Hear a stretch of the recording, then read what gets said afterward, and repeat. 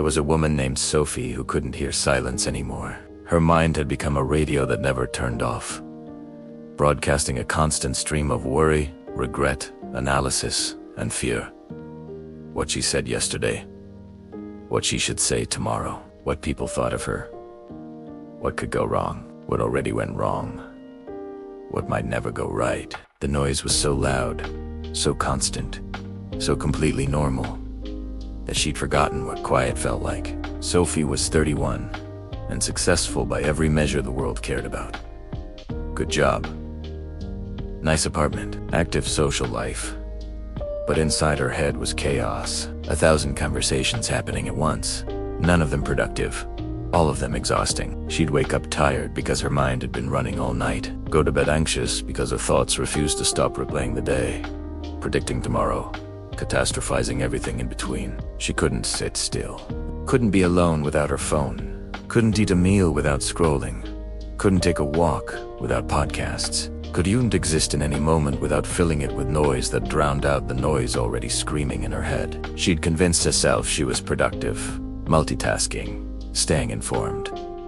But really, she was running from herself, from the silence that might force her to actually feel something. The noise in her mind told her stories. Stories about how she wasn't good enough, smart enough, successful enough. Stories about all the ways she'd failed, all the ways she would fail, all the disasters waiting around every corner. It replayed conversations from years ago, editing them, perfecting her responses, winning arguments that were long over. It planned futures that would never happen, imagined scenarios that had no basis in reality, created problems that didn't exist just to practice solving them. And slowly, quietly, the noise destroyed everything that mattered. Her relationship with James fell apart, not because they fought, but because Sophie was never actually present. She'd sit across from him at dinner, nodding while he spoke, but her mind was somewhere else entirely, replaying a work meeting, planning tomorrow's tasks, analyzing something someone had said 3 days ago. James would ask if she was listening, and she'd repeat his last few words to prove she was, but they both knew the truth. Her body was there. Her mind was in 100 other places, none of them with him. He left on a quiet Sunday morning, not with anger, but with exhaustion. He told her he was tired of competing with the noise in her head, tired of being with someone who was never fully with him, tired of loving someone who couldn't stop thinking long enough to feel. And Sophie wanted to argue, wanted to promise she'd change. But even as he packed his things, her mind was already somewhere else, planning how to fill the space he'd leave, analyzing what she'd done wrong, catastrophizing her future alone. After he left, the apartment felt too quiet, so Sophie filled it with more noise. TV always on, music always playing, phone always buzzing with notifications she'd set up just to feel connected to something. She worked longer hours, said yes to every social invitation, kept her calendar so full there was no time to be alone with the thoughts she was terrified to hear. But the noise in her mind only grew louder. It fed on her exhaustion, her loneliness, her desperate need to never stop moving. And one evening, sitting in her apartment surrounded by sound but drowning in emptiness, Sophie had what her therapist would later call a breakdown, but what felt more like waking up. She couldn't do it anymore. Couldn't maintain the constant noise, couldn't keep running from silence. She turned everything off. TV, music, phone. And for the first time in years, she sat in actual silence, and the noise in her head roared. It screamed about everything she'd been avoiding, about James, about the loneliness she'd been too busy to acknowledge, about the peace she'd sacrificed to anxiety, about the life she was missing while her mind was busy elsewhere. She cried until she had nothing left, and in the exhausted quiet that followed, something shifted. The noise didn't disappear, but for the first time, she heard it for what it was. Not truth, not protection, just noise. Thoughts without purpose, worry without benefit, mental chaos that served no one and stole everything. The next morning, Sophie did something radical. She sat in silence for 10 minutes. No phone, no plans, no distractions, just her and her thoughts. It was agony. Her mind screamed for stimulation, for something to do, somewhere to be, anything to avoid just existing. But she sat anyway, and when the 10 minutes ended, She'd survived. The thoughts hadn't killed her.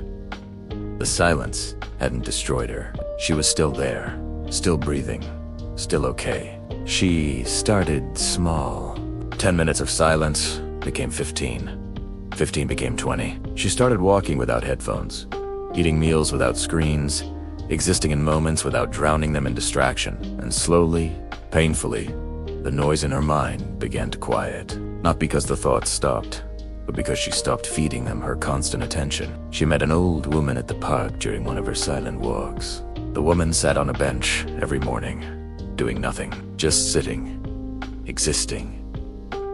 Peaceful in a way Sophie had forgotten was possible.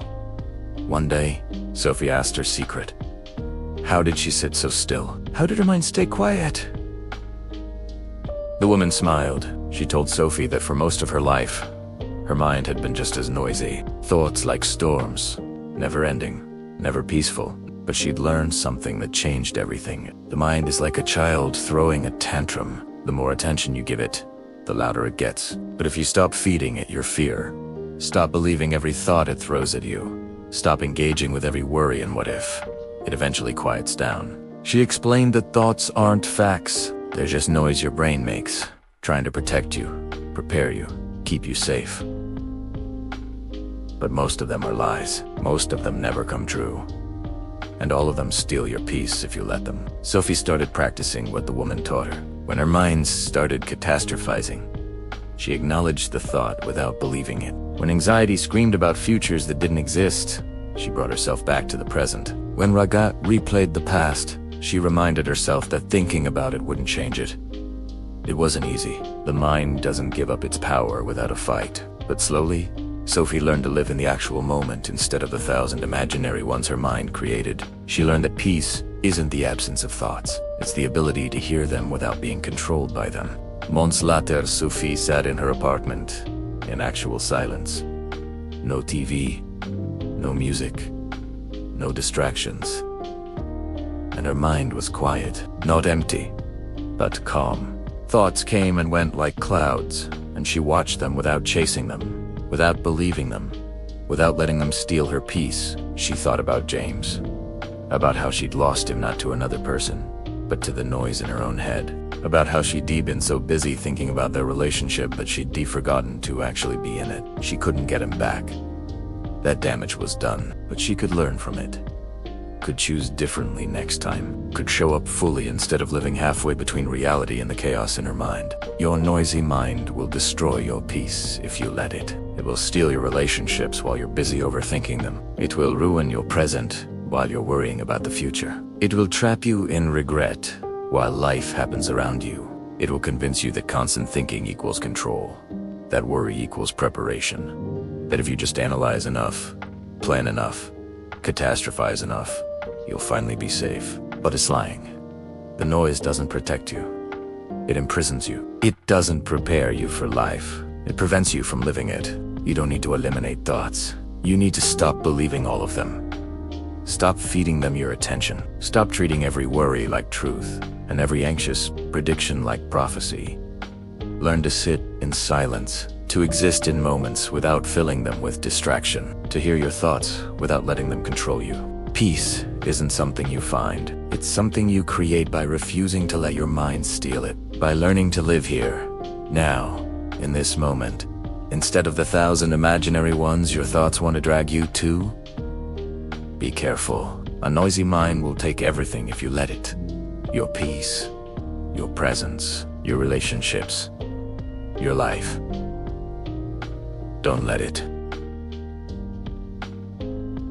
Learn to be quiet.